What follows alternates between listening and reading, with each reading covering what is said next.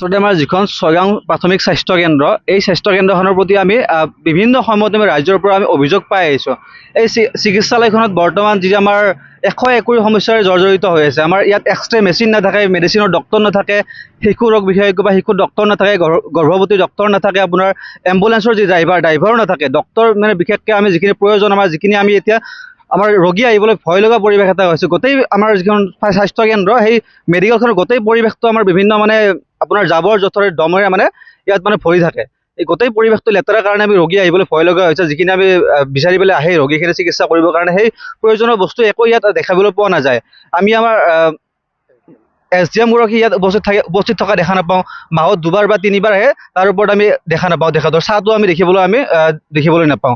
আমি এইখিনিতে আমি মুখ্যমন্ত্ৰী ডাঙৰীয়ালৈ আৰু আপোনাৰ স্বাস্থ্যমন্ত্ৰী ডাঙৰীয়ালৈ আৰু আমাৰ স্থানীয় যিগৰাকী বিধায়ক হিমাংশু শেখৰ বৈশ্য ডাঙৰীয়ালৈ আমি এটাই অনুৰোধ জনাম যে এই প্ৰাথমিক স্বাস্থ্য কেন্দ্ৰখনৰ আগৰ দৰে আকৌ পৰিৱেশটো ঘূৰি আহে, এয়াই আমাৰ অনুৰোধ।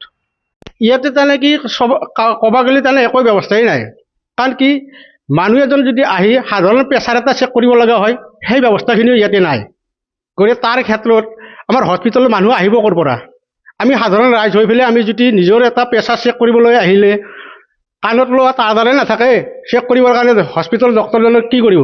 কাৰণ দোষ দি লাভ নাই। এতিয়া বিশেষকৈ ক'ব গ'লে আমাৰ ইয়াতে যিজন ইনচাৰ্জ আছে, ইনচাৰ্জজন গাছৰ মূৰত দৰে মানুহ, একো কামেই নাই, কোনো যোগ্যৰ মানুহে নহয় মই জানাত। ডাক্তৰ নাই ইয়াতে, কোনো এটা সি ব্যৱস্থা নকৰে।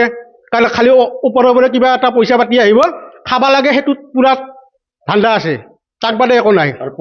পৰিৱেশ একেবাৰে বেয়া, জংঘল। কাৰণ মানুহৰ এখন গৃহস্থীৰ যদি একদম চৰণীয়া পথাৰ হৈ থাকে সেনেকুৱা অৱস্থা পৰিস্থিতি হৈছে। কুৱাটাৰগিলা বেয়া, কাৰণ ইয়াতে বৰষুণ আহিলে মানুহ থাকিব নোৱাৰে, কাৰণ বৰষুণ পৰে পানীত। হাতবিলাক ৰোগী নাই, ৰোগী থাকিব ক'ৰবাৰে? ব্যৱস্থাই নাই। ডক্তৰক দোষ দি লাভ নাই না। গতিকে ডক্তৰ আমাৰ পৰ্যায়টো অনুযায়ী ডক্তৰ আমাক ইয়াত ভাল ডক্তৰ দিব লাগে, তেতিয়া হস্পিটেলখন অলপ ডেভেলপ হ'ব। তাৰ কাৰণে আমাৰ ৰাইজৰো নথৈ আনন্দিত হ'ব।